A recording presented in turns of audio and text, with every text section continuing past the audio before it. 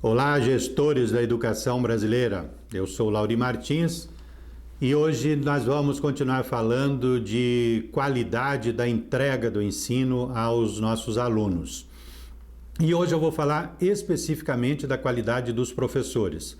Veja a importância que tem o professor na sua instituição. Talvez, se fôssemos fazer um percentual aí, eu imagino que por volta de 80% do que a gente entrega ao aluno é o professor que faz, é pela ação do professor.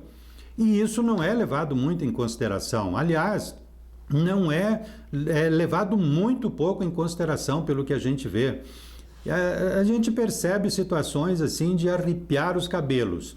Os problemas começam na contratação. Muitas instituições não têm um serviço de contratação muito bom e o pior é que os diretores e os mantenedores insistem em defender. Não, isso aqui é meu, eu vou defender. As pessoas são boas, o sistema de contratação é bom. Mas você não está criticando por criticar, você está sugerindo melhorias. Tudo na natureza é passível de melhoria, a própria natureza está sempre em aperfeiçoamento. Então, quem somos nós para dizer que aquilo que nós instalamos é o melhor, que a gente não tem a disposição para melhorar? Muitas vezes a contratação não envolve nem uma aula pública. Uma aula pública de 20 minutos, de 30 ou 40 minutos, diz muito pouco, mas já te mostra uma série de problemas ali, ou de propensões, ou de pontos positivos dos professores.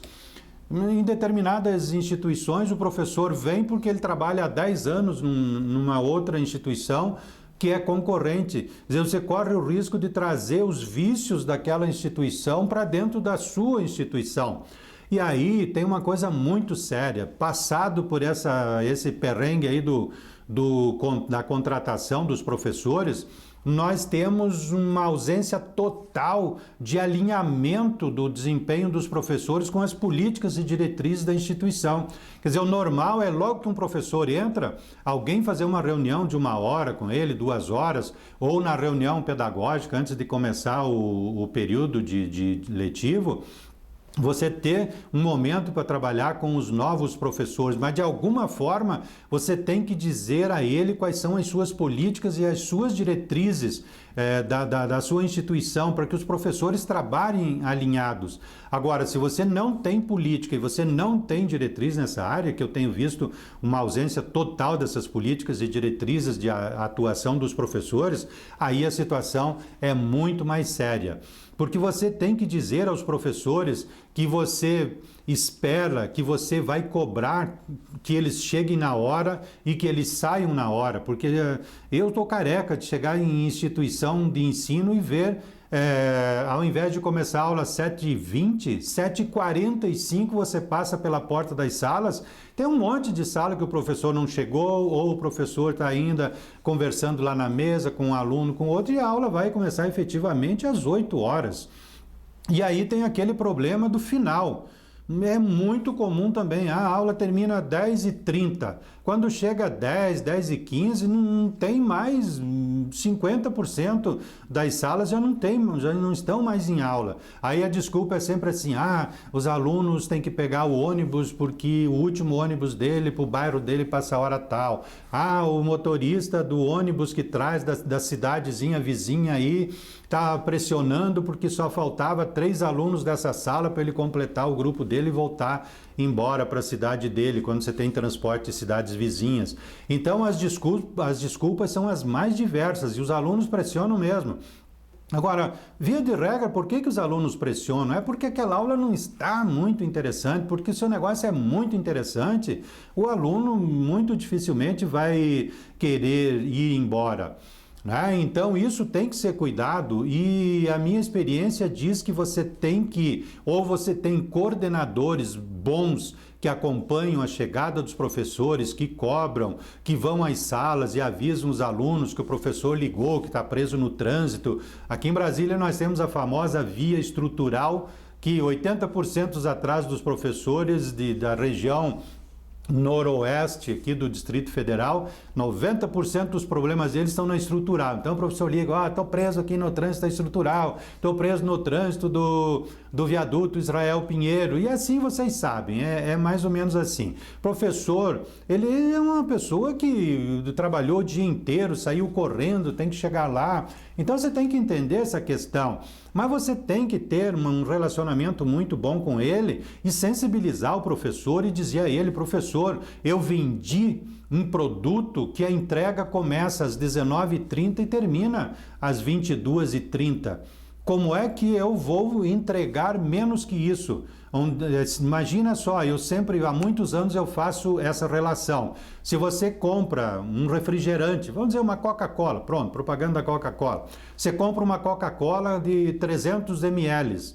Você aceita uma Coca-Cola com 250 ml? Não. Você tem o livre-arbítrio de pegar esse refrigerante, tomar um gole se você quiser e deixar o resto na lata ou jogar fora. O aluno tem o livre-arbítrio para não vir na aula, para sair mais cedo, ou sei lá, e você administra isso lá com o aluno, mas nós não temos o direito de vender 3 horas ou 3 horas e meia de aula por dia e entregar menos que isso. Isso já tenha sido objeto de ação judicial dos alunos de curso de Direito, até de outros cursos, reclamarem a não integralização da carga horária por falta de meia hora num dia, professor faltou no outro dia, fez a reposição no sábado, o cara não pode ir no sábado, porque o professor tem que entregar no dia, caramba. Eu sempre falei aos professores, eu fui coordenador de curso, eu fui diretor e sempre negociei com os professores dizendo o seguinte, o problema de entregar as aulas é seu. Quando você não puder vir, arrume solução. Se você acha que pode trocar um dia de aula com outro professor ou pedir para um outro professor da casa substituir você, conversa com o seu coordenador, conversa com a direção. Mas o problema da falta é sua, eu vou cobrar de você e você está me causando um problema na medida que você falta. Então, se a gente tem um bom relacionamento com os professores, se a gente tem liderança sobre os professores, a gente resolve muita coisa. E aí, um outro caso também do problema da entrega é plano de ensino. Professor chega na instituição, muitas vezes não adapta o plano de ensino, começa a trabalhar um plano de ensino que já existia, começa a trabalhar diferente, vai numa linha diferente do plano de ensino, muitas vezes ele mesmo faz o plano de ensino, depois ele fixa lá nos lugares onde ele acha que ele é bom e deixa outros temas que ele passa correndo por cima. Então tem que se cuidar muito. O plano de ensino tem que ser trabalhado no primeiro dia de aula com os alunos, no início do semestre. Os alunos têm que saber exatamente o que será entregue naquele semestre para eles e eles têm o direito de cobrar do professor. O plano de ensino deve estar lá no blog, no espaço lá, no site do aluno. E isso daí é uma coisa muito séria, você está vendendo um produto que é um serviço, mas ele tem dimensionamento, ele tem quantidade a ser entregue, você tem compromisso com as pessoas. Num desses vídeos eu vou mostrar como é que a gente estabelece, como é que a gente tangibiliza o ensino. Ele é super intangível, mas dá para tangibilizar pouco mais disso daí. É muito legal, tem sido sempre muito bem aceito quando eu faço essas exposições. Então, plano de ensino é para ser seguido, o aluno precisa saber o que vai ser trabalhado, quando vai ser trabalhado, quando serão as provas e tal. E você tem que acompanhar o desempenho do professor em sala, por isso é preciso ter coordenador presente, coordenador gestor, coordenador que que seja líder, que tenha liderança com os professores e que tenha liderança e autoridade junto aos alunos para manter a ordem, para que as aulas possam transcorrer num clima que possibilite um bom aprendizado dos alunos.